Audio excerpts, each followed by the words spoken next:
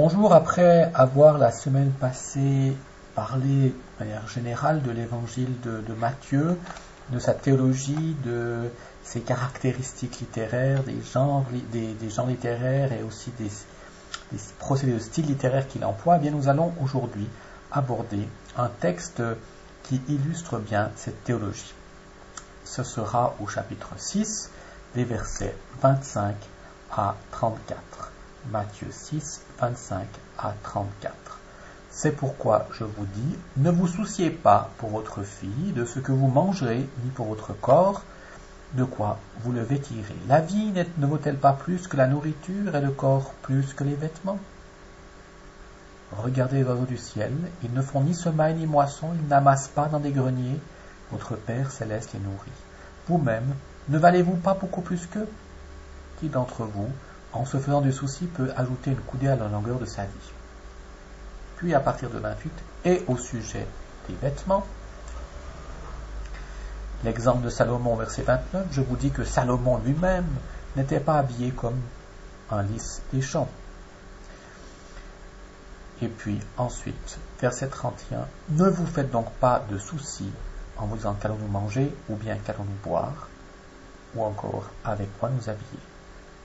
Votre Père céleste sait ce que vous avez besoin. Cherchez d'abord le royaume de Dieu et sa justice, le reste vous sera donné par surcroît. Voilà. Ne vous faites pas de soucis pour demain, demain aura souci de lui-même. À chaque jour suffit sa peine. Un passage bien connu, puisque ce dernier verset est passé dans la sagesse populaire. À chaque jour suffit sa peine. Passage que nous trouvons en double tradition, puisque nous avons un passage parallèle chez Luc au chapitre 12, 22 à 32. Luc 12, 22 à 31. On ne trouve donc pas chez Marc, et ce qui veut dire que nous pensons que ce passage vient de la source dite Q dit Quel, double tradition. Seul le verset 34, le dernier verset, à chaque jour suffit sa peine, et sans parallèle, ne se trouve pas chez Luc, est propre à Matthieu. Voilà, si on regarde un peu maintenant les différences entre ces deux passages, si vous prenez votre Bible, si vous prenez votre synopse, eh bien vous allez rapidement remarquer qu'il y a quelques petites différences, outre que le verset 34 ne se trouve que chez Matthieu. Ainsi, par exemple, Matthieu parle du Père céleste à 2 reprises, 26 à 32. Luc ne parle parle de Dieu, votre Père. Voilà. Il y a au verset 33 l'ajout de chercher le royaume et sa justice, qui est aussi propre à Matthieu. Il y a également l'ajout du verbe s'inquiéter au verset 31 et 2 fois au verset 34 chez Matthieu. Voilà. Ce passage, ce sont les petites différences avec Luc, donc vous pouvez le regarder par vous-même. Ce passage, dans l'évangile de Matthieu, il a pratiquement un doublet. Je vous parlais des chiffres, il a presque un deuxième passage très proche, au chapitre 10.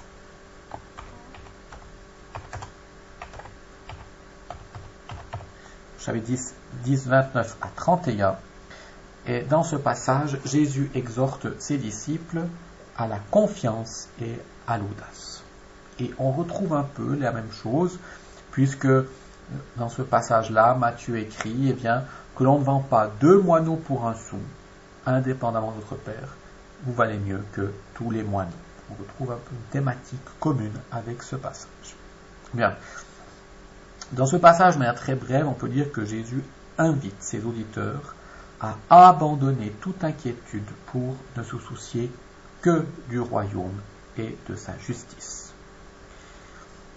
Chez Matthieu, tout comme chez Luc, ce passage, cette exhortation arrive après une mise en garde contre l'attachement à la richesse et un appel à choisir résolument Dieu contre Mammon au verset 24. Juste avant le verset qui précède notre passage, je vous remontre ici. Nul ne peut servir 2 maîtres, ou bien il haïra un. Il ne peut pas servir Dieu et l'argent, Dieu et le mammon. Voilà. Et dans les deux évangiles également, juste avant, il y a la prière du Notre Père, la prière et le vrai trésor. Notre Père est un peu avant, c'est la prière, le vrai trésor. Nous sommes ici, comme vous l'avez remarqué, dans le sermon dit sur la montagne.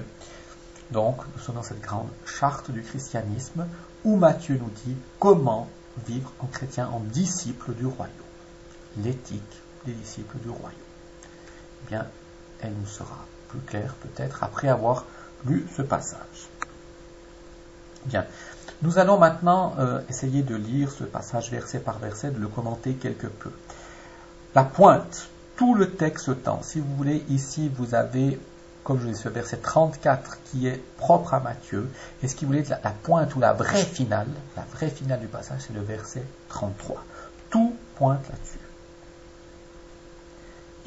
Il s'agit d'éviter tout accaparement des biens de ce monde pour ne se concentrer que vers le royaume et sa justice.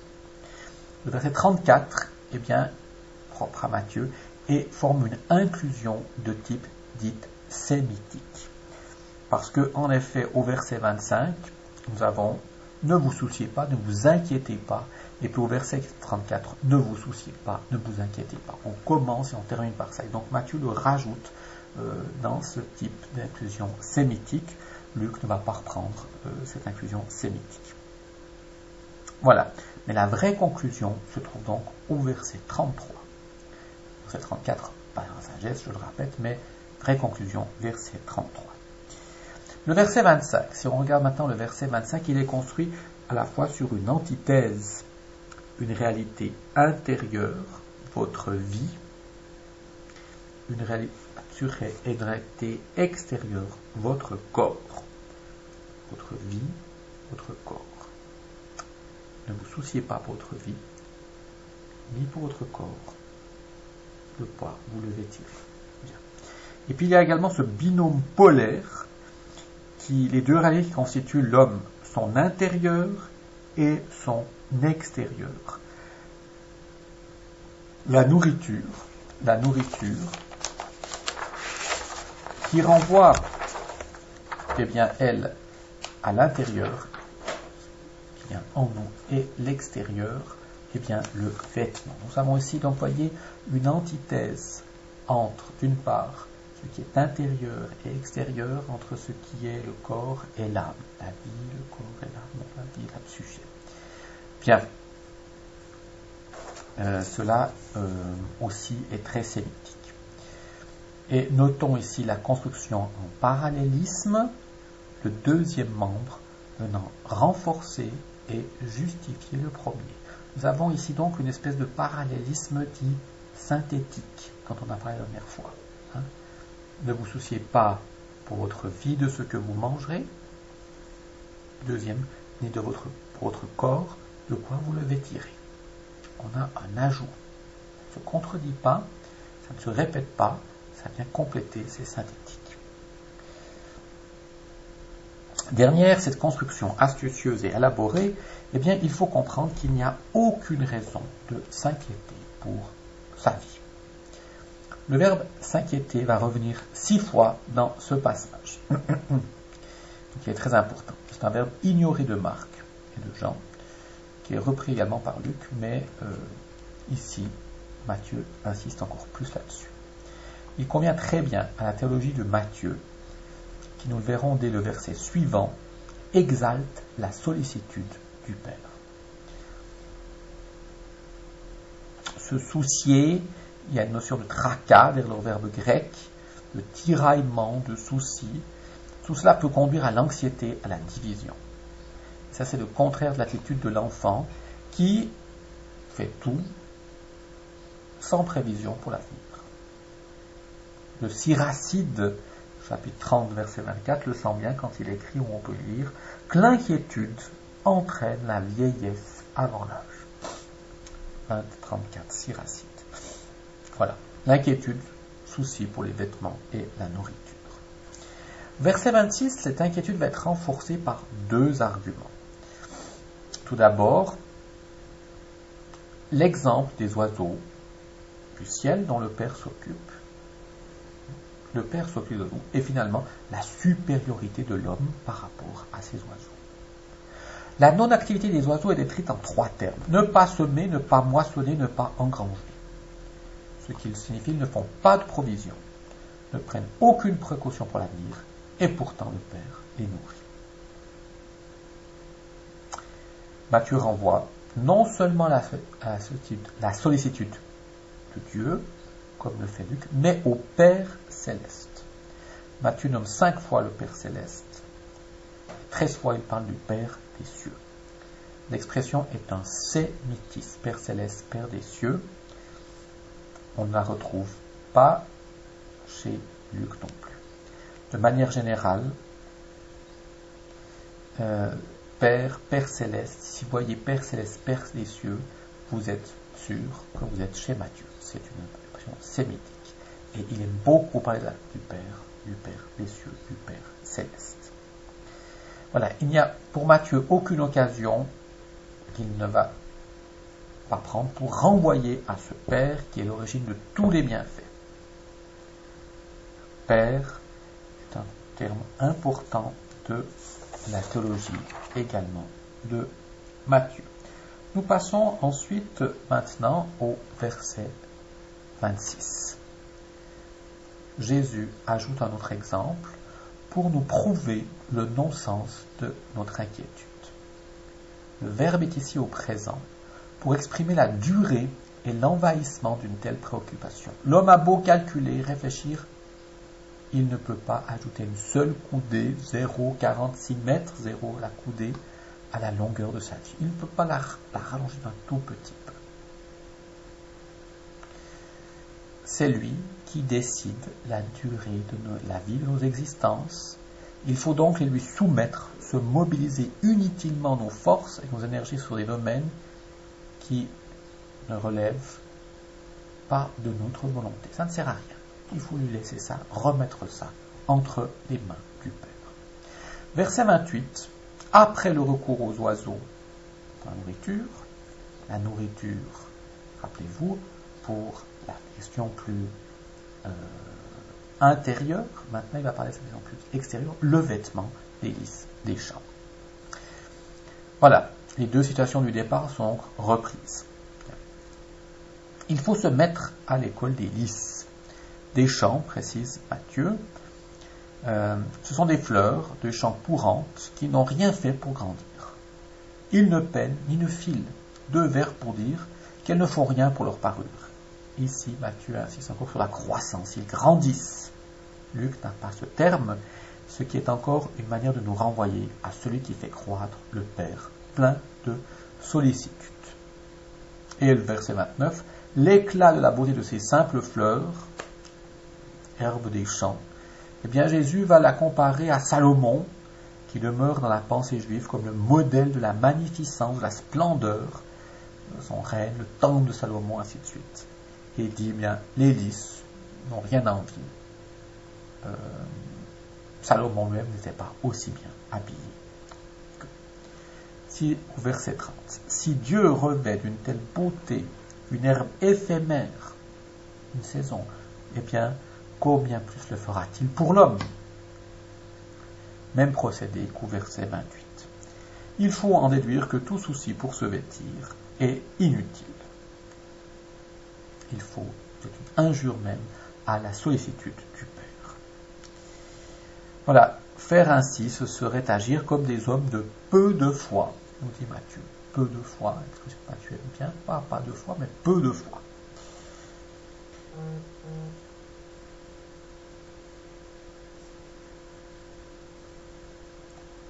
Bien, le verset 31. Ne vous faites donc pas de soucis, ne nous dites pas qu'allons-nous manger. Il va reprendre les motifs des 2 premières parties dans ce verset en les synthétisant. Rappelons le parallèle. Verset 26. Regardez les oiseaux du ciel. Verset 28. Instruisez-vous des lys des champs. Votre Père céleste les nourrit, les oiseaux du ciel. Et au verset 29, Dieu revêt les lys des champs. Et c'est bien en parallèle. Et là, maintenant, eh bien, il va synthétiser. Qu'allons-nous manger? qu'allons-nous boire? Ou encore, allons-nous nous habiller?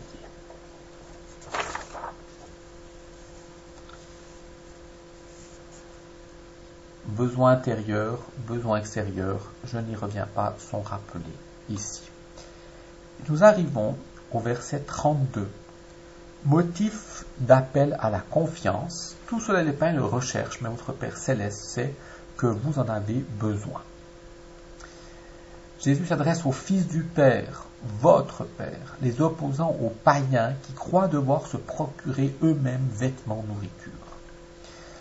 Le Père sait tout ce dont les hommes ont besoin. Votre Père sait ce dont vous avez besoin avant même que vous le lui demandiez.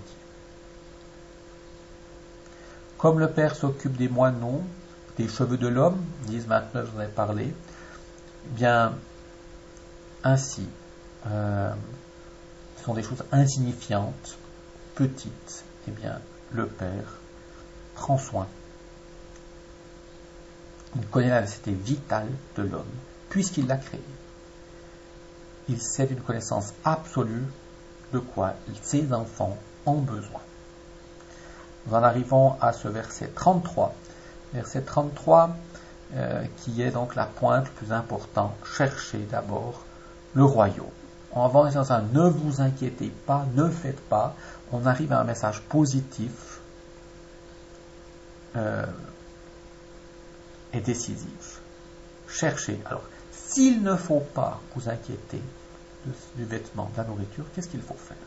Eh bien, c'est chercher le royaume et sa justice. Toutes les choses vous seront données de surcroît. Allez à l'essentiel au plus important et vous recevrez tout le reste. Nous avons ici deux grands thèmes importants de la théologie de Matthieu, c'est-à-dire le royaume et sa justice, les grands thèmes de la théologie de Matthieu.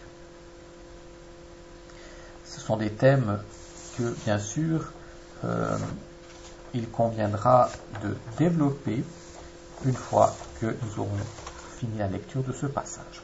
Venons-en maintenant au verset 34. Dernier petit verset plein de philosophie et de sagesse, propre à Matthieu. Il forme une sorte d'inclusion avec le verset 25, inclusion sémitique, je l'ai déjà dit. Ne vous inquiétez pas. Proverbe de la sagesse qu'on a beaucoup retenu, que les gens, même si la plupart des gens le disent sans savoir que ça vient de l'évangile de Matthieu ou de la Bible, mais c'est très populaire. La demande du pain quotidien dans le Notre Père va dans le même sens. On sollicite, on demande pour aujourd'hui. Tout investissement pour le futur est stérile, est un gaspillage de force. En fin de lecture, il convient d'admirer la magnifique construction littéraire du passage, tellement sémitique dans la manière, parce que l'on médite sur une réalité qui est capitale, qu'il est difficile de faire sienne. Jésus, et après lui Matthieu, nous font rêver autour de termes en les répétant, en les organisant. Il faut cette longue, lente contemplation du royaume pour que l'homme peu à peu amorce aussi lui un réflexe de désappropriation au profit d'une concentration de toutes les forces vives sur la seule volonté du Père. Le Père, sa volonté, sa réussite. Quitter tout ce qui est autour, tout ce qui est préoccupation matérielle et quotidienne. Le passage révèle un grand art pédagogique dont Matthieu est bien sûr maître. Voilà, je m'arrête ici pour le commentaire de ce passage. Dans une prochaine vidéo, je vais aborder ces thèmes de royaume et de justice chez Matthieu et vous les faire mieux découvrir dans leur sens. Voilà, bonne continuation, bonne journée.